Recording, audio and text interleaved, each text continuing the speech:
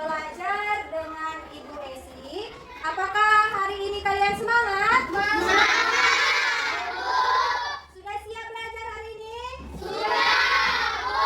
Kalau sudah siap, coba sama-sama katakan I'm ready! I'm ready! Oke, sebelum kita mulai, ada baiknya kita berdoa terlebih dahulu.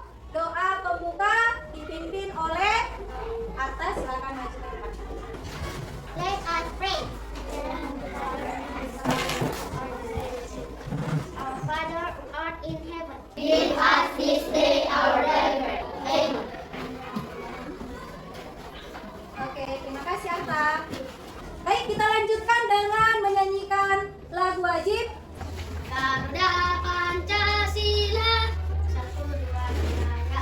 Garuda Pancasila, akulah pendukungmu. Sekarang coba diperhatikan temannya, apakah hari ini ada yang tidak hadir? Ada semua? Oke, syukur pada Allah bahwa hari ini semua dalam keadaan sehat. Baik, kita akan mulai pelajaran kita, namun Ibu mau tanya dulu. Apakah kalian masih ingat pelajaran minggu lalu? Ada yang masih ingat? Maihani? Hak dan kewajiban. Tentang hak dan kewajiban. Oke, hari ini kita akan lanjutkan pelajaran kita masih di tema 3. Tema 3 itu apa? Tokoh dan penemuannya. Muatannya muatan IPS dan juga muatan bahasa Indonesia. Pada pertemuan yang lalu kita sudah belajar tentang alat-alat yang membutuhkan listrik agar dapat digunakan. Salah satunya adalah smartphone atau handphone. Coba Ibu mau tanya, siapa di rumahnya yang ada handphone? Handphone di rumahmu itu untuk apa saja biasanya kalian gunakan? Komunikasi. Angkat tangan. Main. Angkat tangan yang mau menjawab. Arga. Bermain HP. Berkomunikasi dengan orang luar negeri. Kalian Saya belajar, bagus. Belajar kan? Bermain. Sinatan, mencari informasi. mencari informasi contohnya. Hal-hal yang lagi viral. Oh, ada lagi viral. Berarti dia suka update. Kristi, berkomunikasi dengan keluarga jarak jauh. Smartphone atau HP bisa menyala dengan bantuan apa? Listrik. Kalau tidak ada listrik, bisakah barang-barang tersebut menyala? Tidak. Nah, dengan ditemukannya handphone atau smartphone, termasuk tidak dengan globalisasi. Termasuk perkembangan globalisasi. Apa sih globalisasi itu? Nomor satunya dunia. Nomor 1 dunia dengan alat perkembangan zaman. Oke, turunkan tangannya. Ya, jadi selain handphone ada alat apa saja yang membutuhkan listrik? Dan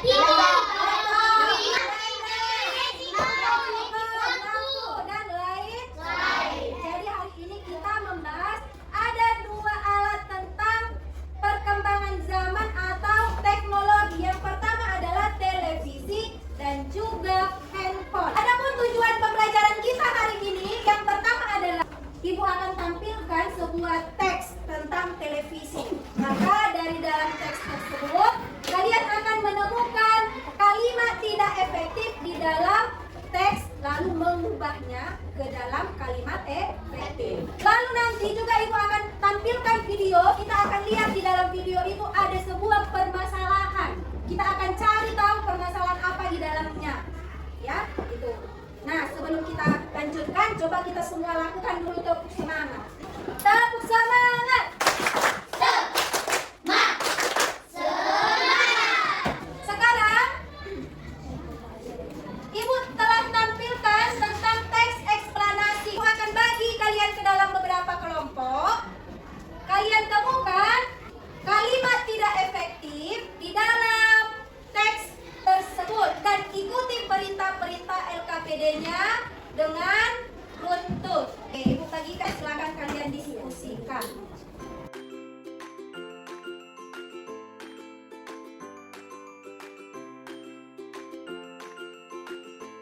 Jangan lupa menuliskan nama kelompok.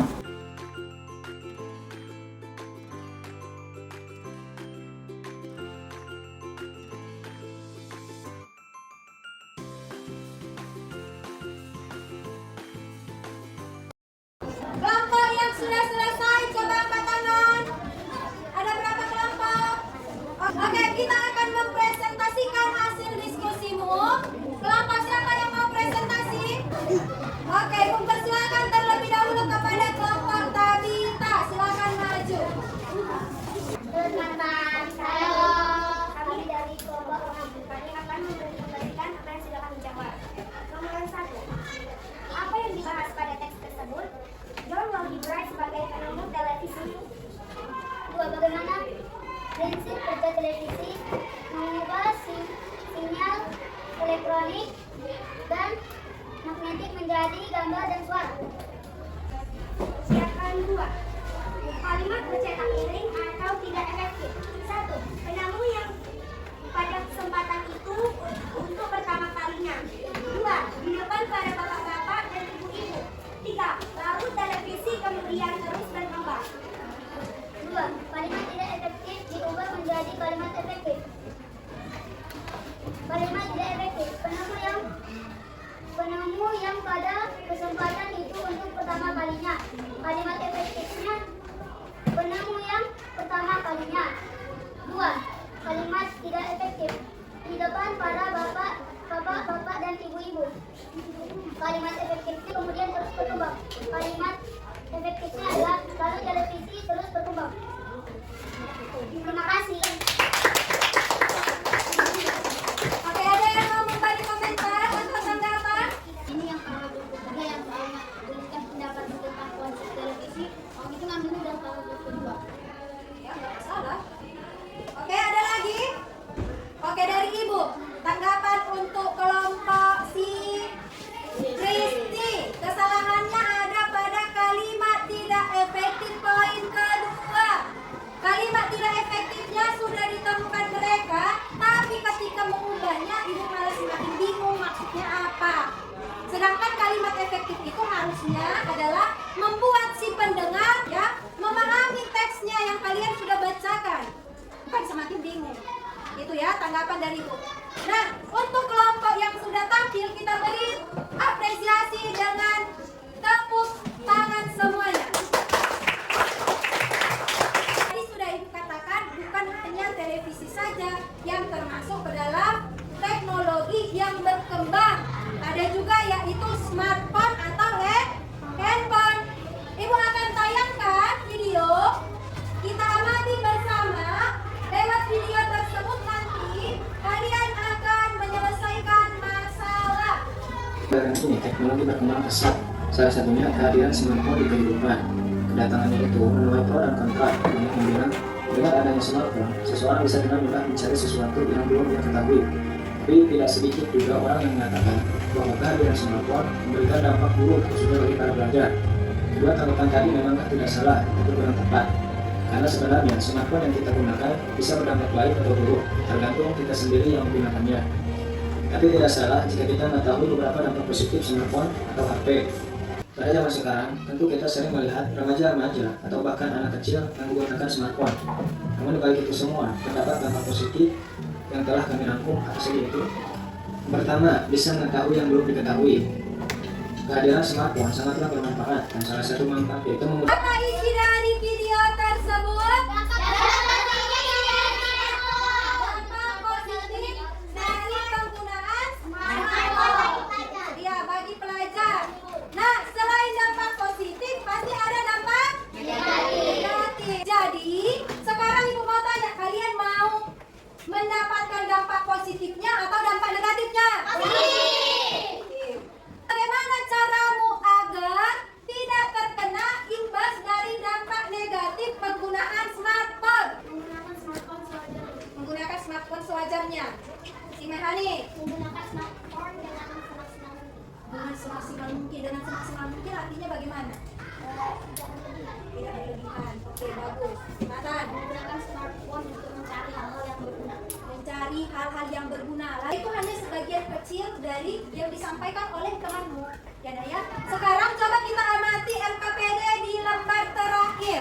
Oke, ada diagram apa di situ? Pengaruh positif dan pengaruh negatif. Pengaruh handphone terhadap dunia pendidikan yang positifnya apa saja?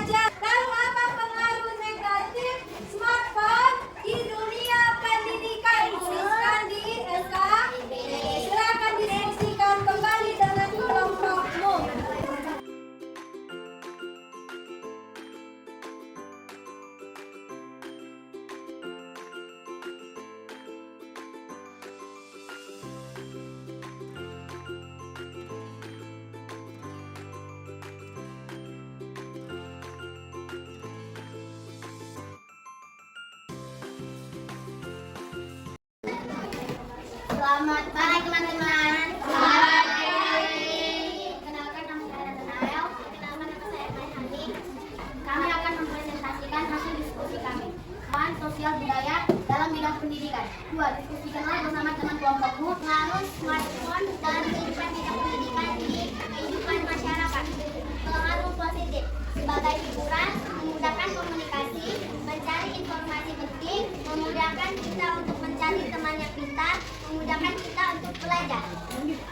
Pengaruh negatif membuat kita menjadi pemalas, membuat kita melupakan PR, membuat kita menjadi bodoh, membuat kita tidak berusaha belajar, membuat tahu dapat bisa menyebabkan buta.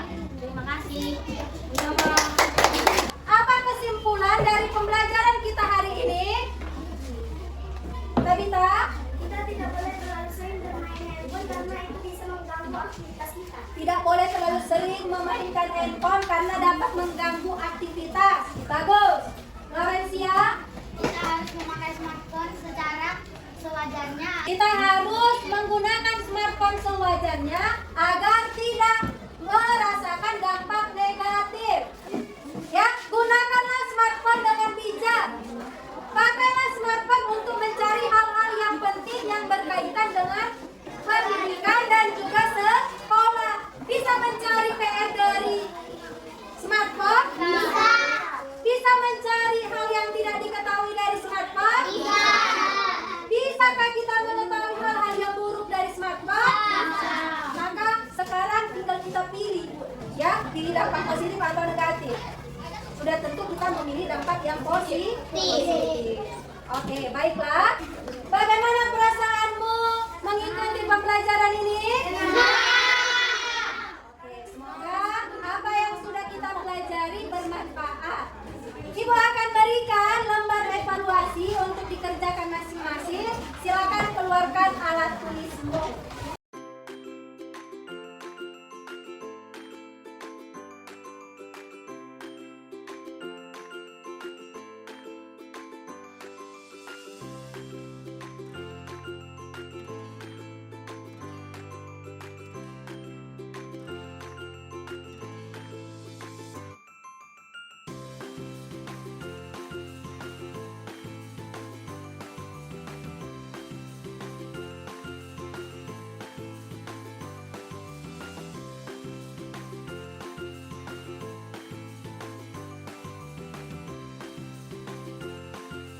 Tugasmu di rumah, bahan bacaanmu di